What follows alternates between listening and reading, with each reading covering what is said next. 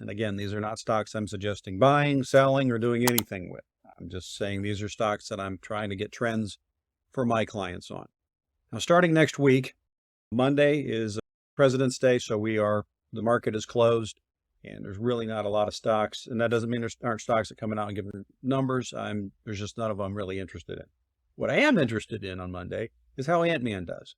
And I know you're going to look at me crazy and go, why? Well, the reason I'm concerned, not concerned, but I'm interested in it is a couple of things. First of all, since Iger's taken over and the whole Marvel universe and what's going on there is a Disney issue, I'm interested to see how Ant-Man actually performs. I'm not hearing spectacular things about it, but that doesn't mean it's good, bad, or indifferent. It might just be that it's been too hyped up and whatever. But the question is, how does Iger handle this? It's actually been 4 years since the Avengers Endgame came out. And I thought that was crazy, but he's not wrong. It came out in 2019, which is nuts. But that's where we're at. So we're 4 years down the path on Avengers Endgame.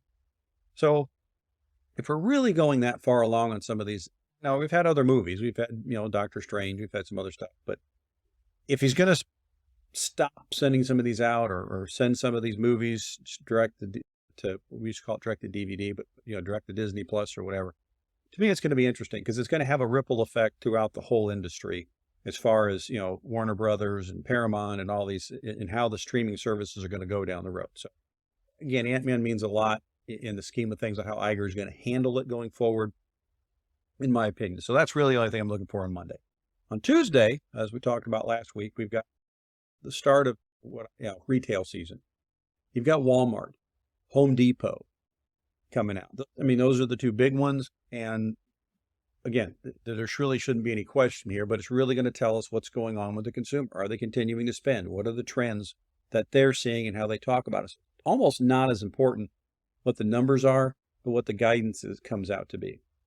Now, the other things I'm looking for on Tuesday are Medtronic, Public Storage, Coinbase, Caesars, Coors Beer, Toll Brothers, and the one, again, kind of offbeat is going to be Loan Depot.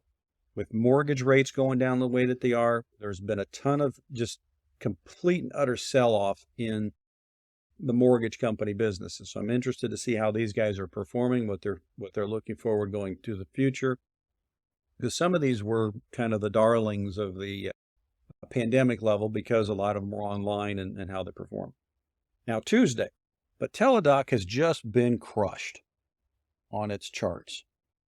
If you can look back in February, February of 21, it was at $308 a share, and now it's all the way down here. Now, it's kind of a good base down here. But what I find interesting is that it's actually below its IPO price.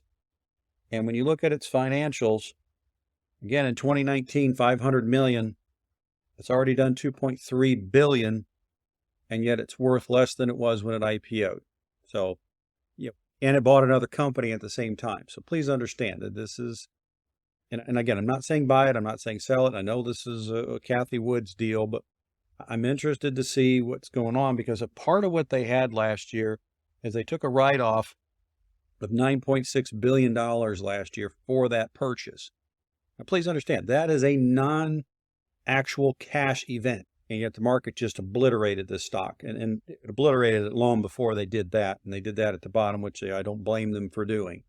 But it's going to be interesting to see because everybody says that it was a stock that couldn't handle coming out of the pandemic and it didn't have a plan. Well, again, it doubled from 19 to 20, but that was 500 million. And then it doubled again from 20 to 21, which was $1 billion. Now it's only up, 300 million this year, which is still an increase, okay? And I understand it's slowing down. I get it.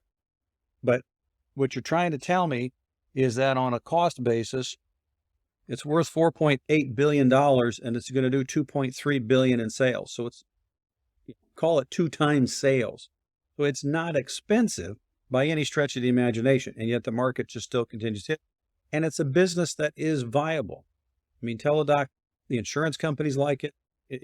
It's not like it's going to go away anytime soon. So I'm really interested to see what we've got going on here. Another one is NVIDIA, which again, all the semis have been crushed, but NVIDIA has had a really nice uptick lately. So my question really becomes, have they gone too far too fast because they've gotten a nice push up from this AI? And because they are kind of the mainstream as far as the AI. So if the numbers come out, is there a big sell-off there? So that's going to be another issue. Can it hold the levels that it had? The next one's going to be TJ Maxx, then eBay, Garmin, and Etsy. So, the eBay is more of a pure play of what's going on with the consumer. What are they buying? Same thing with TJ Maxx. Are they, is the consumer moving down the chain from Macy's and so forth down to, to the TJ Maxxes of the world? Garmin is for, your watches and your airplanes. And I mean, there's a lot of things that go into Garmin, and then Etsy is another play. What we're going to be looking at here is, are they still having a deterioration in their ad spend? Thursday, you've got Alibaba, then you've got Intuit, AMT, which is American Tower, which is your cell towers, and that's a REIT. Again, I want to see how that ends up performing based upon the fact that, 5G is everywhere, and that's what the cell towers are. But how is it doing on the REIT side of things? Because again, what's interesting about AMT is, again, it's not like the stuff's going anywhere, and yet the stock has not. It is a little high. It's got a 33 PE ratio, but it's down rather significantly. How does it go forward? You've got Booking, then you've got Square, and then you've got Warner Brothers Discovery, then OLED, which displays. To me, this is going to help out future trends for Apple and other companies that are creating, screens for cell phones and computer screens, all of that. Then you've got Wayfair. And then the last one, and again, you guys may not know this one very much, is Kratos Defense. Going to be an interesting one. This is more, again, does not have a PE ratio because it's a small, younger company, but it's a defense contractor. That's Thursday. Friday, the only one I'm looking at is Berkshire. So, keep that in mind too. So next week, not a lot of things that I'm interested in, but a lot of it's going to give us a pretty good idea of how well the consumer is handling the overall market, which what we're continuing to see is this dichotomy between what they're telling us should be happening, which we should be going into a recession, and the consumer just either not caring or just not seeing it, and with inflation high. So the question is this going to continue? So if we go into next week and we start seeing a nice trend here where, the consumer's continuing to spend and the consumer's continuing to do what it has been doing in the market, how does the market react to that? Do they think it's just going to be a storm where Powell is just going to have to raise rates through the roof to get it done? I don't know, because again, my other question is, my last video, if you watch for my weekly update from the 17th, was we're probably not going to see a really big downtrend in inflation even next month, because oil really has not gone down, if anything at all, because it kind of depends. Next month's CPI, February CPI is based upon, to me, more based upon oil than anything, because the January CPI, oil had gone up year over year, and inflation was still down a little bit. And the really question is what is oil going to be for January, or excuse me, for February? Because if February's oil is up like it was in January, we're probably only going to go down, maybe 1/10 or maybe 0.2%. And inflation, which is not what everyone's looking for. They're looking for something. They want to get into the fives. I don't blame them. And I think it'll come.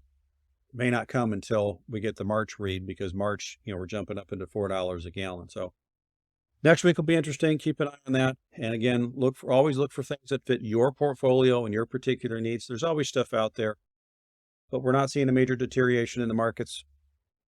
Let's make sure you can retire when you want to retire and how you want to retire. Dickie out.